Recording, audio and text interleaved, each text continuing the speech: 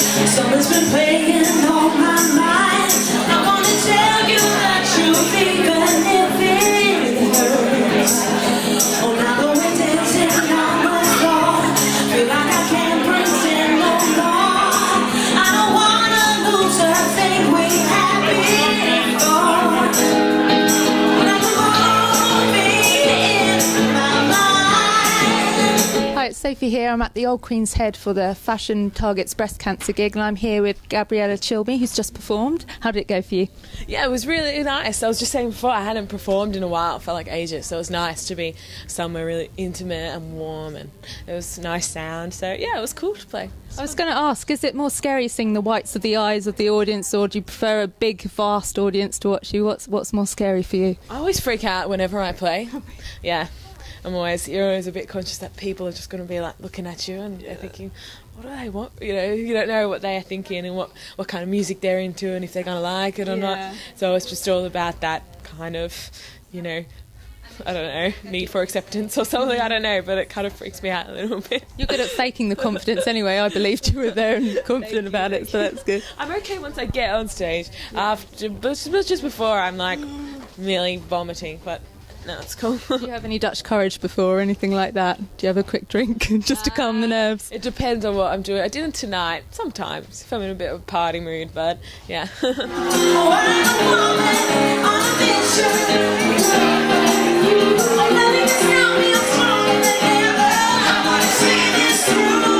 the cause is very close to your heart, I hear. Can you tell me a bit about why that is?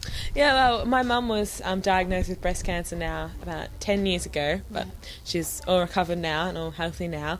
But it's just something that, you know, is obviously very, very close to my heart because I've kind of seen the journey of someone who's been through it, all I have to go through, and you know, how I really admire the way, you know, my mum went through it. She was still strong. She was like, you know, making my lunches, taking me to school, doing all that stuff while she was having treatment, which is, you know, quite intense. But yeah, I feel like just to give back to charities that helped out our family, and, you know, obviously I'd want to, you know, give back and help raise awareness. Yeah.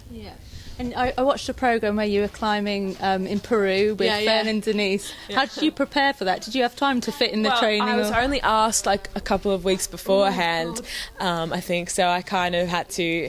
I started walking up the hills near my house with a backpack on my back, a couple of bottles of water in there. I'm saying I only did that like once or twice. I only went on 2 big walks before I went. You're busy, aren't you? Yeah, I was busy. But we took it easy in a way. I think I took it easy the entire time, so once I got there I was actually feeling fine, but the people who went really, really fast quickly, it's not the way to go. Gotta take it easy. Just chill out. You should have followed what you should have followed me. But I was always hanging back, just kind of getting distracted, and it was so beautiful. At some points you just felt like the mountains were like hugging you. That's the only way I can describe it, because you're like, feel so small and just surrounded by these, you know, I guess when you get to Machu Picchu, all the mountains around there, they used to call their gods. You can understand why when you're standing there. So that's cool. What's the hardest part for you, though? The hardest part for me was... sometimes the hard part for me was watching the women who are still going through treatment, kind of climbing up the hill, and just I guess, you know, hearing their stories. In a way, it was it was very emotional, but it was also quite it was really inspiring. But for me, it wasn't the physical part of it that was a challenge. I think it was also seeing what my mum probably went through a bit closer. So yeah. Was it also slightly liberating being away from normal life for a bit and being out in the middle of nowhere? Yeah, at first I freaked out when I didn't have my phone, but I actually really enjoyed it.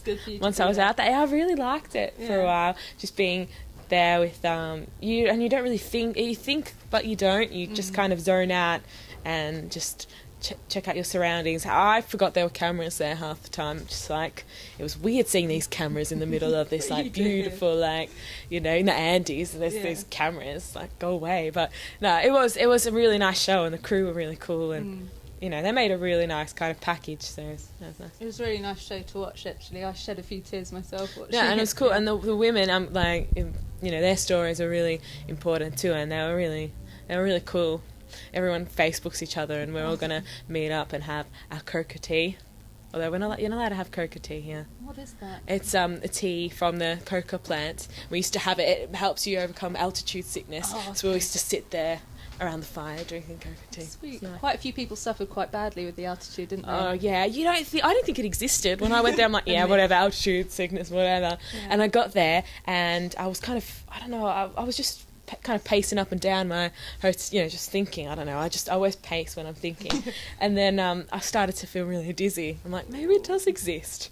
So we're all taking this medication called Dimox. It gives you tingles everywhere in your body. Could be a good thing. Yeah, I don't know. it's kind of nice. The doctor's like, just try and enjoy the tingles. Because at first I'm like, oh my God, what's happening to me? But that was cool. Has it put you off doing another trek like that or another challenge? No, it's or? actually turned me on to doing something like that. Yeah, definitely. I was talking to my friends on Skype the other day. I'm like, we should organise something. We should go somewhere. Maybe not, I don't know about camping, maybe staying at little inns on the way. Not a big fan of but camping. still do it. Well, I don't mind camping. I just don't see me and a bunch of my girly mates trying to put up a tent and succeeding every night. I just don't know if that's going to really... don't know if that's going to happen. Yeah. No. How do you cope at festivals then? I guess you have a nice... No, we stayed on this massive... Well, last time we played Glastonbury, excuse me, we stayed in this big... like a teepee thing? Yeah, we had a nice teepee, but there was like 10 of us, so we were all like sleeping head to toe on each other. But it was fun. Dear, you're struggling a bit with the voice. Have you been... Yeah, I got a bit of a cold. Don't know. No, I think it's getting that. I don't know if it's a cold. I don't know what it is. It's just kind of come.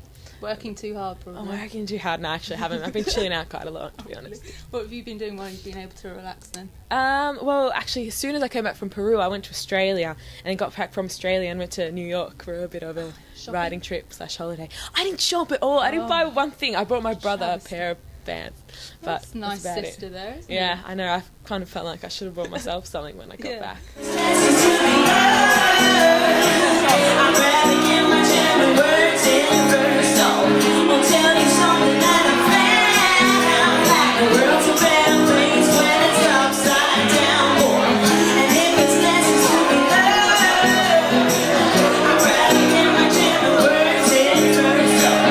When you pay your will to time, come running on my face when it burns like fire, boy. Oh, nothing sweet.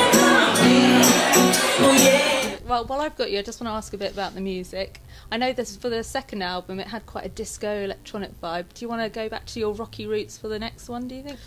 Yeah, probably. I'm kind of thinking about that at the moment. I think it would be a bit more kind of live and organic sounding record, because that's what I love.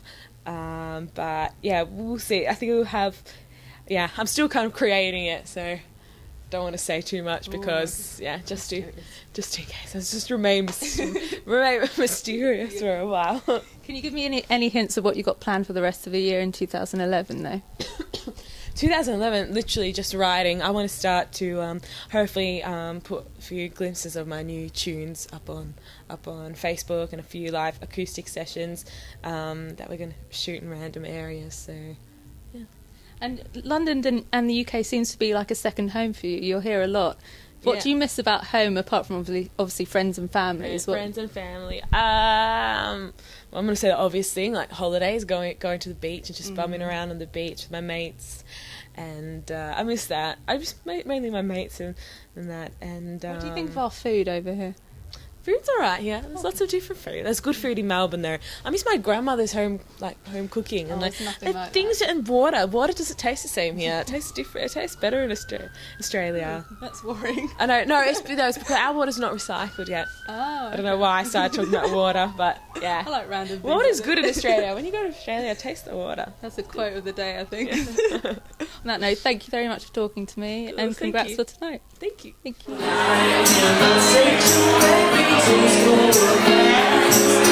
I wish